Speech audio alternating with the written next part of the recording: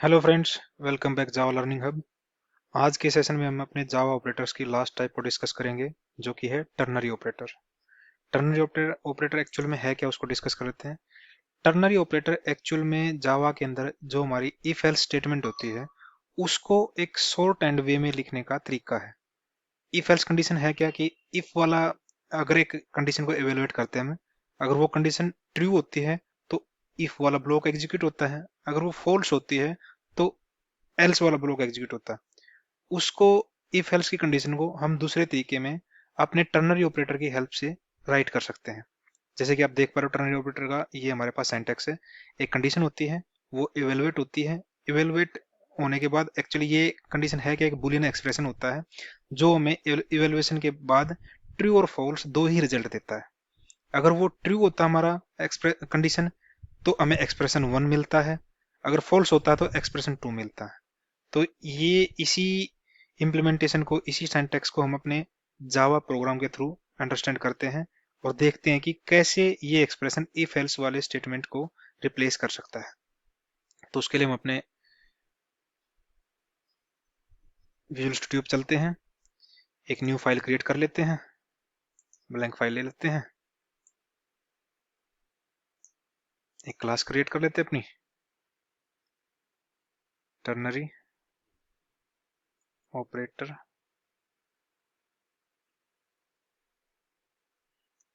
अपना main method right कर लेते हैं।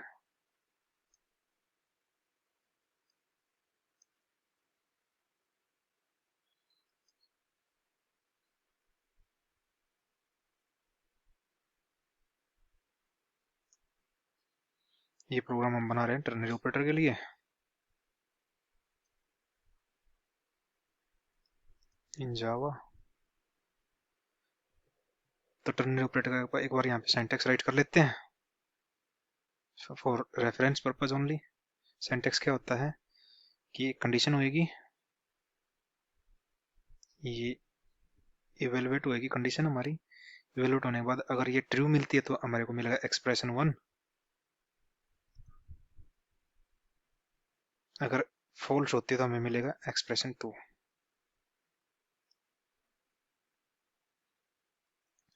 तो इस पूरे सिंटैक्स को समझने के लिए हम तीन वेरिएबल ले लेते हैं।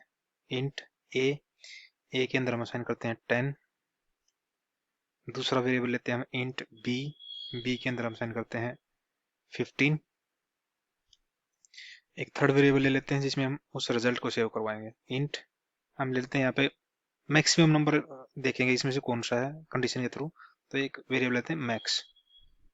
मैक्स को, और इसमें मैक्स के वेरिएबल में हम अपना रिजल्ट सेव करवाएंगे जो टर्नरी ऑपरेटर के थ्रू हमें मिलेगा। जैसे कि मैक्स इक्वल टू, कंडीशन हम ले लेते हैं,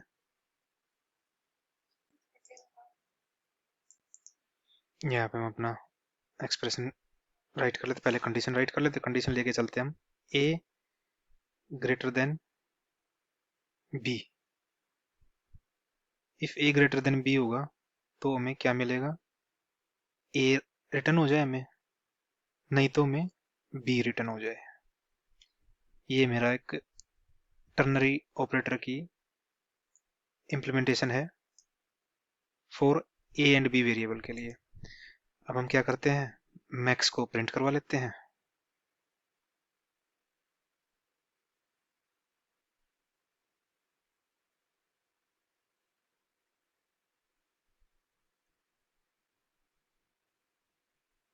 value of max is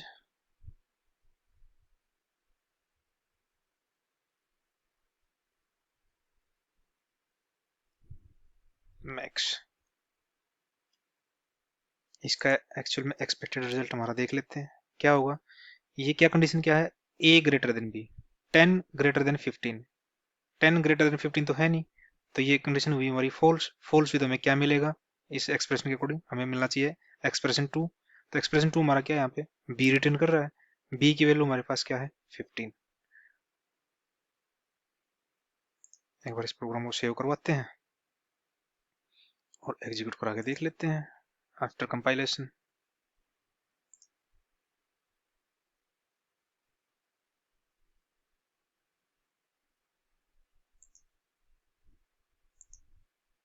okay, हमने यहाँ पे स्ट्रिंग कुछ गड़बड़ कर दी। स्ट्रिंग दोबारा सेव कर लेते हैं एक बार।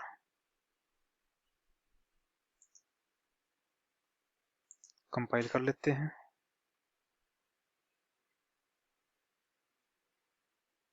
जावा सी ternary operator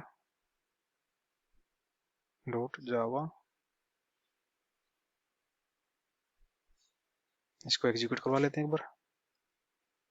ternary operator enter.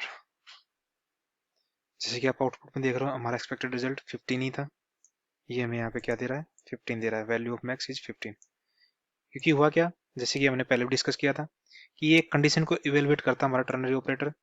अगर कंडीशन हमारी ट्रू होती है तो फर्स्ट एक्सप्रेशन हमें रिटर्न में देता है, अगर फॉल्स होती है तो हमें सेकंड एक्सप्रेशन हमें रिटर्न में देता है। तो यहाँ पे हमारी ये कंडीशन फॉल्स थी, तो इसलिए इसने रिटर्न दे दिया हमें बी।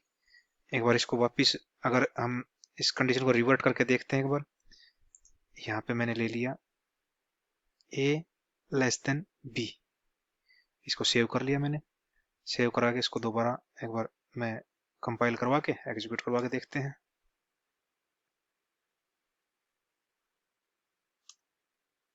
यहाँ पे अब इसने क्या किया, हमें रिटर्न में दिया 10, जो कि है ए। क्यों दिया है, क्योंकि अब हमने कंडीशन रिवर्ट कर दी। कंडीशन क्या है अब, a less than b, 10 less than 15। ये ट्रू है, ट्रू है तो हमें ये ए रिटर्न करेगा, इसलिए इसने हमें मैक्स की वैल्यू 10 रिटर्न की।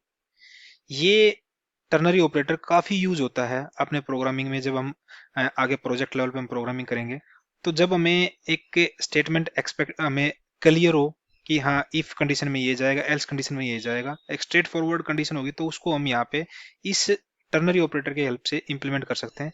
इससे क्या होता है, हमारा कोड की नंबर ऑफ लाइंस कम हो जाती है, और एक तरीके से हम इसको शॉर्ट एंड इसलिए बोलते हैं क्योंकि हम इसको यूज करके अपने नंबर ऑफ कोड की लाइंस को कम कर सकते हैं और इफ एल्स को इससे रिप्लेस कर सकते हैं। बाकी इसको अगर ज्यादा कॉम्प्लेक्स हमारे पास कोई बिजनेस लॉजिक आता है और उसमें हम इसको इम्प्लीमेंट करने की कोशिश करते हैं, तो ये हमारा इम्प्लीमेंट तो कर सकते हैं हम इसको, लेकिन क्या होगा फिर, ये रीडेबिलिटी इसकी जो होगी, यूजर अंडरस्टैंडिंग होगी, वो कम हो जाती है, क्योंकि वो यूजर समझ नहीं पाता उसमें एक्चुअल में इस एक्सप्रेशन में हो क्या रहा है, कहाँ पे क्या हो रहा है। तो अगर हमारे पास कोई सिंपल स्ट्रेट फॉरवर्ड कंडीशन हमें मिलती है, जिसमें हाँ भी इफ स्टेटमेंट ये है, इसके अंदर ये कंडीशन इवैल्यूएट होगी तो ये ब्लॉक एग्जीक्यूट होएगा, अगर एल्स पार्ट होएगा तो ये एग्जीक्यूट होएगा, तो उस केस में हम इसको यूज कर सकते हैं।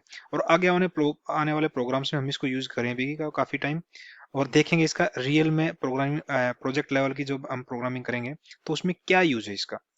तो ये इस पर्टिकुलर सेशंस में जो हमने पिछले 7-8 सेशन किए हैं, उसमें हमने जावा ऑपरेटर्स की सारी टाइप को डिस्कस किया है कि इनकी क्या वैल्यू, क्या एक्चुअल में यूज होता है हमारे जावा प्रोग्राम के अंदर, और क्या ये ऑपरेटर हमारे जावा में कौन सा रोल परफॉर्म करते हैं जब हम पर्टिकुलर प्रोजेक्ट को या किसी प्रोग्राम को राइट कर रहे होते हैं।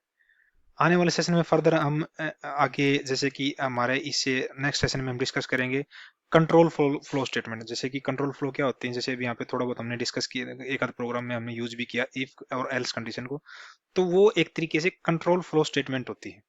तो कंट्रोल फ्लो की भी कई टाइप है हमारे पास यहाँ पे जावा के अंदर, जैसे कि डिसीजन मेकिंग स्टेटमेंट है, लूप्स हैं, जंप स्टेटमेंट है।